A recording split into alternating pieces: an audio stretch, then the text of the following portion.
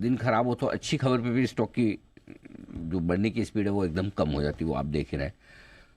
नहीं तो आज शायद बायोकॉन वगैरह आज काफ़ी अच्छा। बेहतर होते हैं, लेकिन एक स्टॉक है वो भी शायद और ज़्यादा बढ़ सकता था, सुबह बढ़ा भी, कोशिश भी की, लेकिन अब वापस ठंडा हो गया, और वो है इंडसइंड बैंक।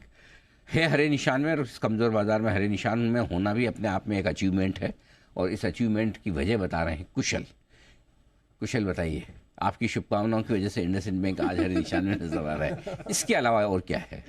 सर उसमें तो ऐसे भी 2.5-3% की तेजी थी, बाजार ने उसकी भी जो पूरी गेंस थी वो भी उड़ा दी।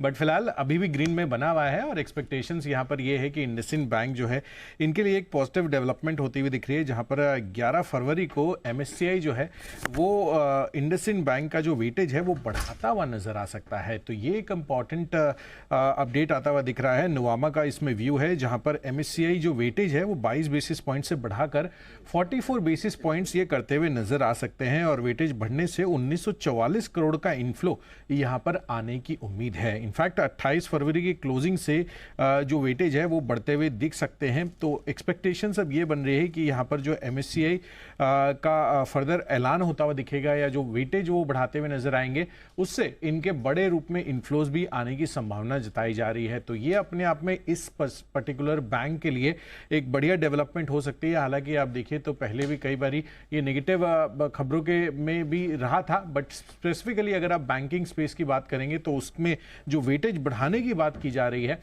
उसमें इंडसइंड बैंक को लेकर जो है वो आगे चलकर और बढ़िया हेडरूम होता हुआ दिख सकता है। और ये क्यों है ऐसा? बैंक ने शेयर होल्डिंग दिसंबर की जो शेयर होल्डिंग है वो रिलीज करते हुए दिखे हैं। एफआईएस की जो होल्डिंग है 55.53% से घटकर 46.63% अब हो चुकी है, और बैंक में जो फॉरेन होल्डिंग्स का रूम है वो बढ़कर 37% होता हुआ दिखा है। सितंबर अंत में फॉरेन जो हेडरूम है वो 5 बेसिस पॉइंट्स कम होने से वेटेज बढ़ा नहीं था। तो यही एक कारण है जिसका वजह से यहाँ पर जो वेटेज है आपको और फर्दर बढ़ती हुई दिख सकती है, और इसी वजह से बड़े इन्फ्लोज के कारण से इंडसइंड बैंक आज सुबह से ही बढ़िया फोकस में, बढ़िया तेजी में बना हुआ था। लेकिन ऑफकोर्स बाजार की जिस तरह की गिरावट हुई है उसमें इनकी स्टॉक पर भी आपको असर आता हुआ दिखा।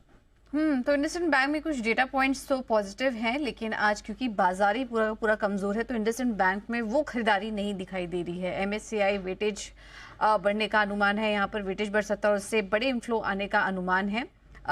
ये है कुछ जो डेटा पॉइंट्स इंडसइंड बैंक के लिए निकल कर आ रहे हैं। एक बार